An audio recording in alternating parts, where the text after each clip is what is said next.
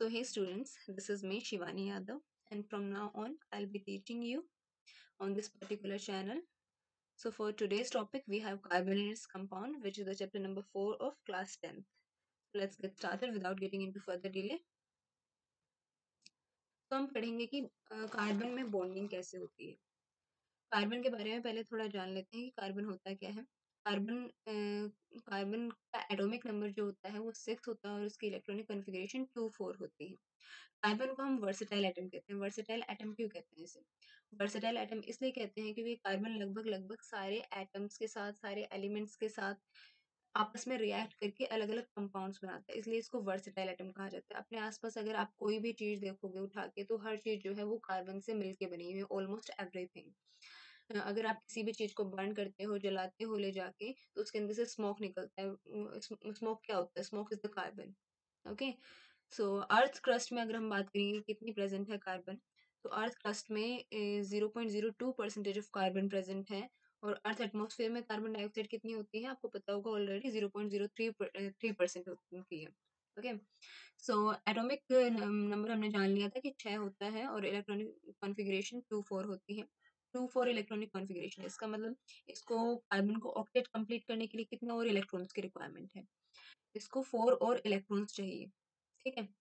इसे स्टेबल होने के लिए या तो 4 इलेक्ट्रॉन्स ये लूज़ कर दे या तो ये गेन कर ले। तो गेन करने में क्या होता है कि अगर कार्बन का एटम अगर गेन करने की कोशिश करता है, तो इसके लिए बहुत मुश्किल हो जाता है। इसके प्रोटॉन्स में तो 6 प्रोटॉन्स ही रहेंगे। अब 6 प्रोटॉन्स के पॉजिटिव चार्ज के साथ ये 10 इलेक्ट्रॉन्स के नेगेटिव चार्ज को ये होल्ड नहीं कर पाता है। ठीक है? तो ये वाली कंडीशन फुलफिल नहीं हो सकती है। अब नेक्स्ट कंडीशन की बात करें, अगर नेक्स्ट कंडीशन में लूज़ करें ये, तो यहाँ पे डिप्लेट कंप्लीट हो जाएगा, तब भी स्टेबल हो जाएगा। लेकिन अब लूज़ करने के लिए क्या चाहिए कार्बन को? कार्बन को बहुत ज़्यादा एनर्जी चाहिए होगी, कार्बन एटम को बहुत ज़्यादा एनर्जी चाहिए होगी, ये अपने अंदर से, अपने एटम में से 4 इलेक्ट्रॉन्स बाहर निकालने के लिए। तो ये वाली कंडीशन भी फुलफिल नहीं हो सकती, ना तो वो गेन कर सकता है, ना तो वो लूज़ कर सकता है। अब बॉन्डिंग करेगा कैसे? कार्बन अपने 8 इलेक्ट्रॉन्स पूरे कैसे करेगा? तो ये कार्बन कोवेलेंट बॉन्ड्स के थ्रू अपनी इलेक्ट्रॉनिक कॉन्फ़िगरेशन ऑक्टेट कंप्लीट करता है। नोबल गैस इलेक्ट्रॉनिक कॉन्फ़िगरेशन ये अचीव करता है by sharing through covalent bond. अब कोवेलेंट बॉन्ड आगे मैं समझाती हूँ। तो टाइप ऑफ बॉन्ड्स पता है हमें, 2 टाइप के होते हैं, कोवेलेंट बॉन्ड्स और आयनिक बॉन्ड्स। कार्बन कैसा फॉर्म करता है? कार्बन जो होता है शेयरिंग करता है इलेक्ट्रॉन्स की, मतलब कि 2 एटम्स के बीच में आपस में शेयरिंग होगी। एक-एक इलेक्ट्रॉन, ना किसी कोवेलेंट बॉन्ड में एक्चुअल ट्रांसफर नहीं होता है कि एक इलेक्ट्रॉन कोई लूज़ करेगा और दूसरा कोई गेन करेगा, ऐसा नहीं होता है। वहाँ पे क्या होता है, ना कोई लूज़ करता है, ना कोई गेन करता है। यहाँ पे क्या होता है, शेयरिंग होती है कि एक एक इलेक्ट्रॉन जो है अगर कार्बन एटम का है, ठीक है? वो दूसरे एटम के साथ, दूसरे एलिमेंट के साथ रिएक्ट कर रहा है, तो दोनों आपस में मिले रहेंगे, जुड़े रहेंगे और आपस में शेयर करेंगे, ना कि ट्रांसफर करेंगे, ना किसी को देंगे ना किसी को लेंगे। लेकिन आयनिक बॉन्ड में क्या होता है, एक्चुअल ट्रांसफर होता है। यहाँ पे क्या होता है, अगर कोई भी 2 एटम्स या एलिमेंट्स आपस में रिएक्ट कर रहे हैं, तो यहाँ पे एक एलिमेंट जो है वो अपने अपने इलेक्ट्रॉन्स दे देता है, लूज़ कर देता है कंप्लीटली और पॉजिटिव चार्ज अटेन कर लेता है। और दूसरा एलिमेंट जो होता है वो गेन कर लेता है और नेगेटिव चार्ज अटेन कर लेता है। ठीक है? तो आयनिक बॉन्ड में एक्चुअल ट्रांसफर होता है और कोवेलेंट बॉन्ड में क्या होता है, शेयरिंग ऑफ इलेक्ट्रॉन्स होती है।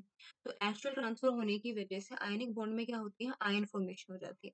आयन्स फॉर्म हो जाते हैं, positive ion, negative ion form हो जाते हैं। फॉर एग्जांपल NaCl की अगर हम बात करें, जैसे सोडियम होता है, सोडियम जब जब भी फॉर्म होता है, तो यहाँ पे क्या होता है, सोडियम के बाहर इलेक्ट्रॉनिक कॉन्फ़िगरेशन सोडियम की कैसी होती है कि उसका जो बाहर वाले वैलेंस शेल में जो है 1 इलेक्ट्रॉन रह जाता है। तब इसको ऑक्टेट कंप्लीट करने के लिए कितने चाहिए?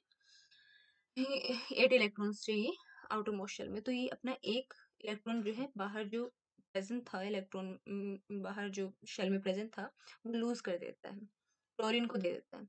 अब सोडियम ने लूज़ कर दिया तो यहाँ पे पॉजिटिव चार्ज अटेन कर लिया इसने। क्लोरीन जो है 1 इलेक्ट्रॉन ले लेता है, तो यहाँ पे नेगेटिव चार्ज गेन कर लेता है। तो यहाँ पे आयन्स फॉर्मेशन हो जाती है।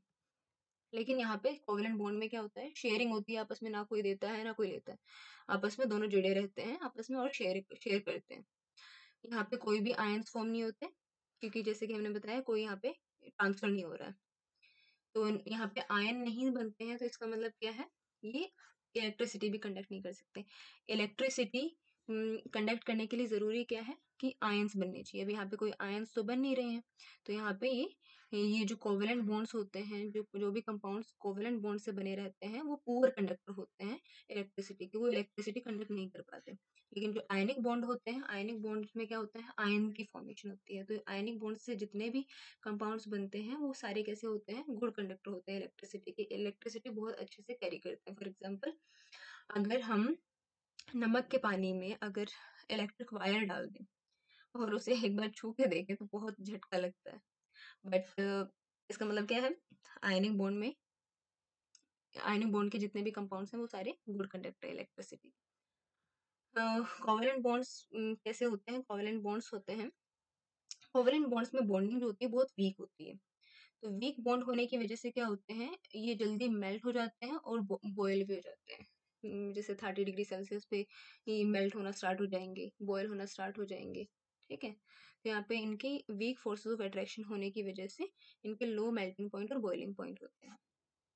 लेकिन जो आयनिक बॉन्ड होते हैं, आयनिक बॉन्ड से जितने भी कंपाउंड्स बनते हैं उनके बहुत हाई मेल्टिंग पॉइंट और बॉइलिंग पॉइंट होता है। क्यों? क्योंकि इनके अंदर फोर्सेस इतने ज़्यादा स्ट्रॉन्ग होती हैं कि उनकी बीच की जो फोर्सेस को तोड़ ही नहीं पाते हैं। अगर आप फॉर एग्जाम्पल अगर मैं आपको बताऊं कि अगर आप नमक को अगर कढ़ाई पे जाके चढ़ा दोगे, अगर उसे बॉईल करना स्टार्ट करोगे, वो पिघलेगा नहीं।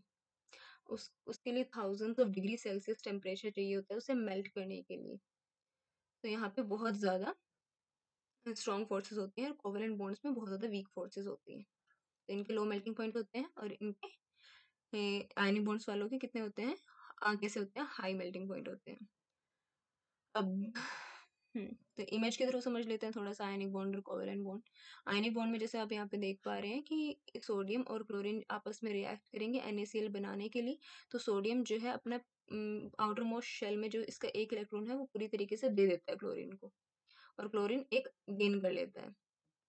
अभी लेकिन यहाँ पे क्या होता है, यहाँ पे पॉजिटिव चार्ज अटेन कर लिया इसने, यहाँ पे क्लोरीन ने कैसे अटेन कर लिया, नेगेटिव चार्ज अटेन कर लिया। तो यहाँ पे आयंस की फॉर्मेशन हो जाती है।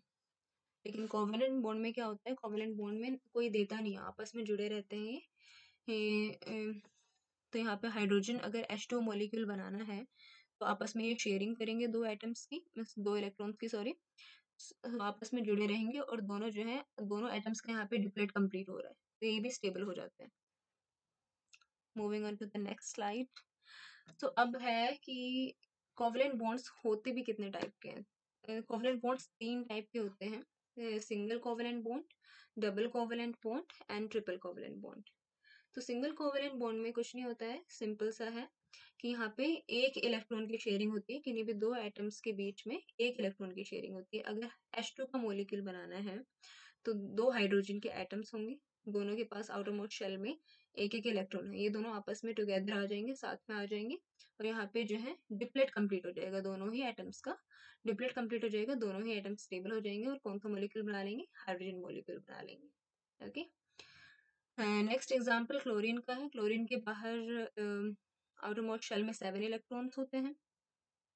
अगर क्लोरीन का मॉलिक्यूल बनाना है तो यहाँ पे दो क्लोरीन के एटम्स जो हैं आपस में एक साथ आते हैं और एक एक इलेक्ट्रॉन्स की शेयरिंग कर लेते हैं। ठीक है, एक एक इलेक्ट्रॉन्स की शेयरिंग करने से क्या होता है, यहाँ पे इनका दोनों ही एटम्स का ऑक्टेट कंप्लीट हो जाता है। ऑक्टेट कंप्लीट हो जाता है तो ये वाला एटम भी स्टेबल हो गया, ये वाला एटम भी स्टेबल हो गया और क्लोरीन का मॉलिक्यूल बन गया Cl2। अब double covalent bond, double covalent bond में क्या हो जाता है, ये भी सिंपल सा ही है। डबल कोवेलेंट बॉन्ड में हो जाता है कि इलेक्ट्रॉन्स यहाँ पे दो यूज होंगे, दो इलेक्ट्रॉन्स की शेयरिंग होती है किन्हीं भी दो एटम्स के बीच में। अगर दो एटम्स आपस में रिएक्ट कर रहे हैं और कोवेलेंट बॉन्ड्स बना रहे हैं तो यहाँ पे दो इलेक्ट्रॉन्स की शेयरिंग होगी। फॉर एग्जाम्पल ऑक्सीजन है, यहाँ पे ऑक्सीजन ऑक्सीजन के आउटर मोस्ट शेल में 6 इलेक्ट्रॉन्स होते हैं। अब यहाँ पे ऑटो मॉलिक्यूल बनाना है इसे, तो 6 इलेक्ट्रॉन्स है, दो इलेक्ट्रॉन्स की और जरूरत है, तो यहाँ पे दो ऑक्सीजन के एटम्स जो है आपस में रिएक्ट कर जाएंगे और दो दो इलेक्ट्रॉन्स की शेयरिंग करेंगे। दो इलेक्ट्रॉन सी वाला एटम देगा, दो इलेक्ट्रॉन सी वाला एटम देगा और आपस में मिलके एक क्या बना लेंगे, ऑटो मॉलिक्यूल बना लेंगे और हर एक एटम का जो है ऑक्टेट कंप्लीट हो जाएगा यहाँ पे। ऑक्टेट कंप्लीट हो रहा है इस एटम का भी, इस एटम का भी। इसके पास भी 8 इलेक्ट्रॉन्स हैं, गिन के देखेंगे तो यहाँ पे भी इसके 8 इलेक्ट्रॉन्स हैं। कार्बन डाइऑक्साइड का एग्जांपल देखते हैं। कार्बन है ये, कार्बन के पास कितने होते हैं? 4 इलेक्ट्रॉन्स हैं, 4 इलेक्ट्रॉन्स हैं आउटरमोस्ट शेल में। ऑक्सीजन के पास 6 होते हैं। अब ऑक्सीजन जो है कार्बन के साथ कैसे रिएक्ट करेगा? दो इलेक्ट्रॉन्स की शेयरिंग करेगा यहाँ पे ये वाला ऑक्सीजन भी 2 इलेक्ट्रॉन्स देगा, यहाँ पे ये वाला ऑक्सीजन भी 2 इलेक्ट्रॉन्स दे रहा है। तो यहाँ पे देखो 2 इलेक्ट्रॉन्स की शेयरिंग इस वाले ऑक्सीजन के थ्रू हो रही है, और कार्बन क्या कर रहा है? यहाँ पे 2 इलेक्ट्रॉन्स की शेयरिंग कर रहा है। तो यहाँ पे ऑक्सीजन का ऑक्टेट कंप्लीट हो गया, यहाँ पे वाले ऑक्सीजन का भी ऑक्टेट कंप्लीट हो गया। क्यों? यहाँ पे भी कार्बन के 2 इलेक्ट्रॉन्स हैं और ऑक्सीजन के अपने खुद के 2 इलेक्ट्रॉन्स हैं। यहाँ पे ऑक्टेट कंप्लीट हो गया। कार्बन के क्या है? कार्बन के 4 इलेक्ट्रॉन्स अपने खुद के थे, 4 इलेक्ट्रॉन यहाँ से ले लिए, 2 ऑक्सीजन 2 इधर से ले लिए और 2 इधर से ले लिए। कार्बन ने भी अपना क्या ऑक्टेट कंप्लीट कर लिया। तो डबल कोवेलेंट बॉन्ड हो गया। अब triple covalent bond, triple covalent bond में क्या होता है? 3 इलेक्ट्रॉन्स की शेयरिंग होती है। किन्हीं भी 2 एटम्स के बीच में 3 इलेक्ट्रॉन्स की शेयरिंग होती है। एग्जाम्पल है इसमें नाइट्रोजन का। जब नाइट्रोजन मॉलिक्यूल बनता है, नाइट्रोजन N2 मॉलिक्यूल बनता है, तो नाइट्रोजन की इलेक्ट्रॉनिक कॉन्फ़िगरेशन में आउटर मोस्ट शेल में उसके पास 5 इलेक्ट्रॉन्स रहते हैं। 5 इलेक्ट्रॉन्स रहते हैं, तो अब उसको ऑक्टेट कंप्लीट करने के लिए 3 और इलेक्ट्रॉन्स की रिक्वायरमेंट है। अब 2 नाइट्रोजन के मॉलिक्यूल्स एक साथ आके कंबाइन होके क्या करेंगे? 3-3 इलेक्ट्रॉन्स की शेयरिंग कर लेते हैं आपस में, और यहाँ पे क्या बना लेते हैं? ट्रिपल कोवेलेंट बॉन्ड बना लेते हैं, और दोनों ही एटम्स जो है आपस में स्टेबल हो जाते हैं, अपना ऑक्टेट कंप्लीट कर लेते हैं। यहाँ पे अगर आप इधर ध्यान से देखेंगे तो यहाँ पे 1 2 3 3 6 7 8 यहाँ पे भी इसका कंप्लीट हो रहा है टोटल, और यहाँ पे भी नाइट्रोजन का कंप्लीट हो रहा है टोटल। यहाँ पे मिल गया आपका N2 molecule. Hence the video gets completed. If you like the video, then do subscribe my channel, and don't forget to like the video. Thanks.